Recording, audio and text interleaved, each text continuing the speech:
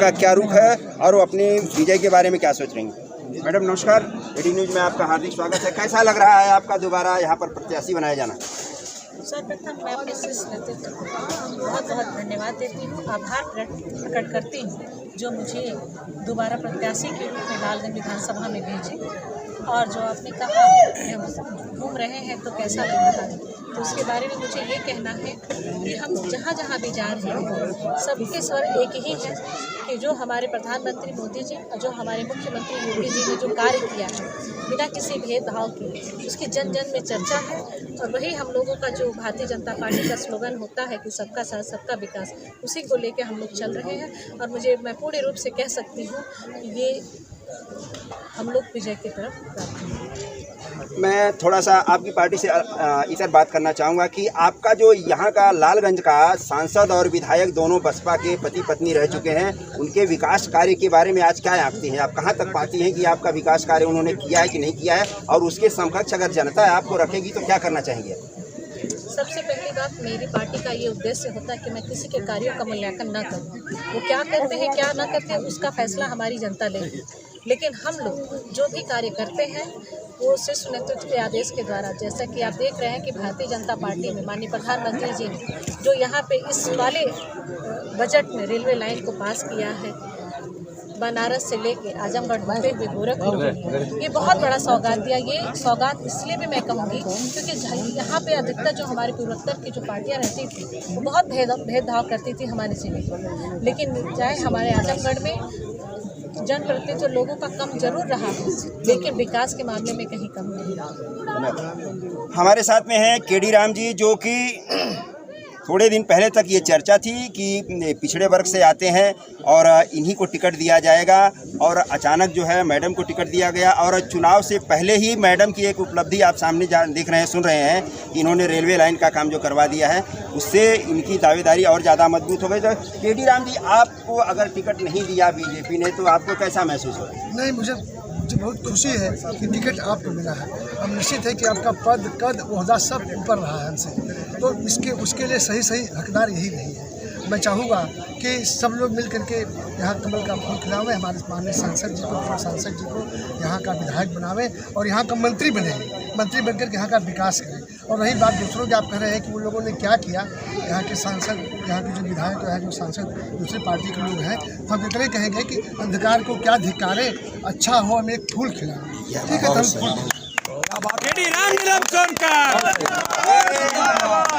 ये केडी राम जी की दरियादिली है, और वो पूर्व प्रशासनिक अधिकारी भी रह चुके हैं और इन्होंने बहुत ही समाज में अच्छा काम किया है। इन्होंने अपनी कुछ, मैंने सुना है कि इन्होंने अपनी कुछ पैतृक संपत्ति जिनमें ज़मीन वगैरह है, बच्चों के स्कूल के लिए इन्होंने दान कर दिया है। सर, एक मैं छोटी सी बात ये पूछना चाहूँगा कि आपको ये कैसे प्रेरणा मिली, कहाँ से मिली कि आपने अपनी पैतृक संपत्ति दान किया स्कूल के लिए। सेवा भाव तो मेरे मतलब मुझे कह सकते विरासत मिली है, और उसी उद्देश्य से मैं काम भी करता रहा। जब मैं प्रशासनिक सेवाओं में था तो वहाँ भी मैं इस तरह काम करता था। मैं लोगों से कहता था कि मैं नौकरी कर रहा हूँ, मैं कर रहा हूँ, मेरी बहन बेटियाँ नहीं कर रही, तो मतलब उनको कोई कुछ कहे। इसी उद्देश्य लगातार मैं काम करता रहा, और रिटायरमेंट के बाद भी मेरा उद्देश्य यही रहा कि मुझे कुछ चाहिए नहीं, सिर्फ मैं सेवा भाव के लोगों से जुड़ा और कुछ नहीं।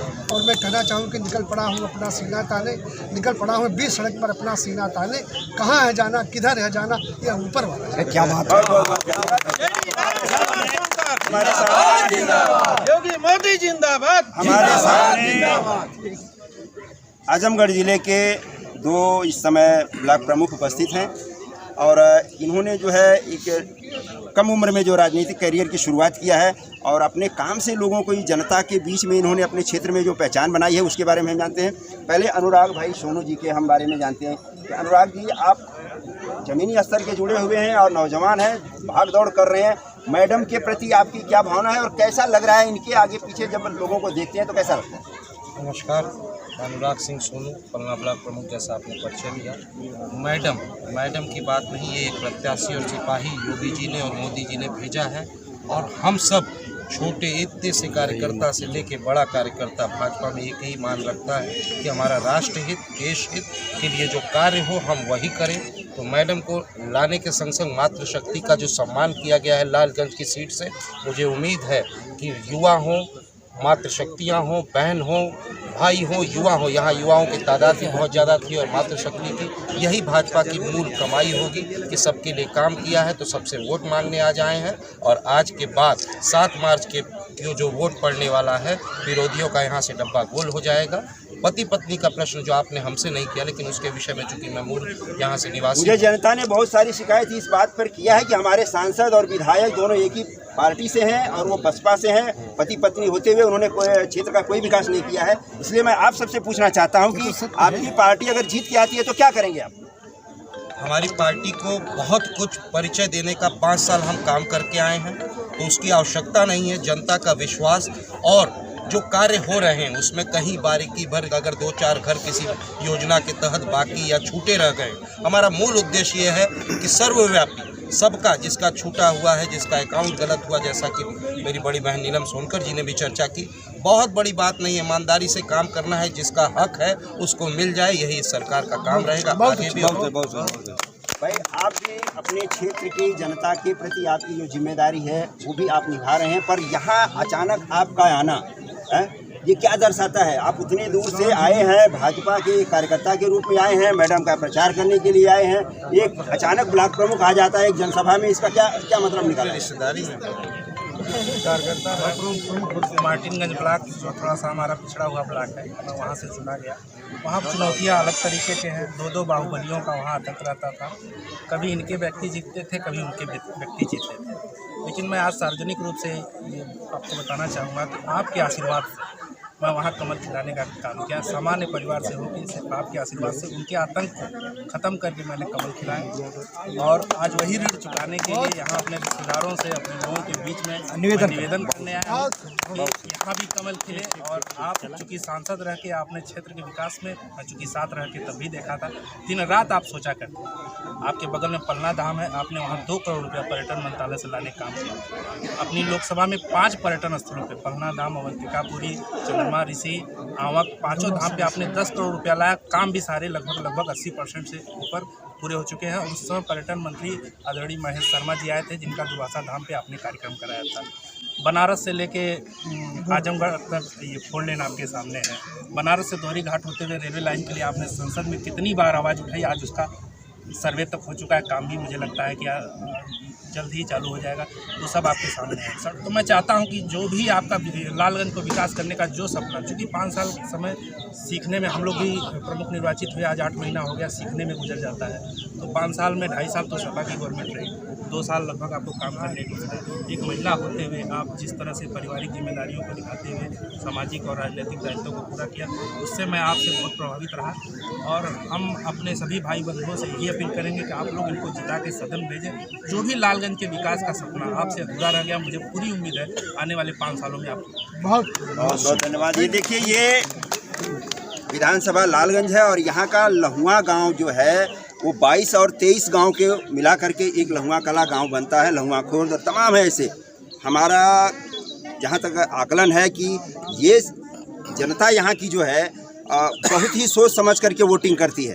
तो ऐसा लग रहा है कि आने वाले दिनों में नीलम सोनकर जी जो है यहाँ की विधायक जो है चुनी जाने वाली हैं, क्योंकि बाकी के जो राजनीतिक दल हैं उनके प्रत्याशी हैं आज भी नदारत हैं। मैंने कई लोगों से संपर्क करने की कोशिश किया कि वो अपने क्षेत्र के बारे में, अपने भावी योजनाओं के बारे में बताएं और हम उनकी जानकारी जो है क्षेत्र के लोगों को दे सकें, पर कुछ लोग हैं जो इनके पास कुछ कहने के लिए नहीं है, तो इसलिए मीडिया के सामने नहीं आना चाहते हैं। और ये भाजपा के कार्यकर्ता हैं, उनके पदाधिकारी हैं जो कि खुल करके आपके सामने अपने दिल की बात को साझा किए हम सबसे। 18 न्यूज़ के लिए मैं किशोर रजवंशी, नमस्कार, जय हिंद, वंदे मातरम, धन्यवाद। तो थोड़ा क्योंकि आप लोगों ने पहले ही कह दिया है कि समय का अभाव है, तो उससे मुक्त होते हुए मैं आप लोगों से अनुरोध करूँगा कि हम लोगों के बीच में हम लोगों की लोकप्रिय सांसद, हम लोगों के भूतपूर्व सांसद हम लोगों के बीच में हैं। इनको ऊपर से शीर्ष नेतृत्व का आशीर्वाद प्राप्त हुआ है। हम लोग समर्पित भाव से, पूर्ण समर्पित भाव से हम लोग इनके साथ जुड़े और इस लालगंज में कमल का फूल खिलाएं।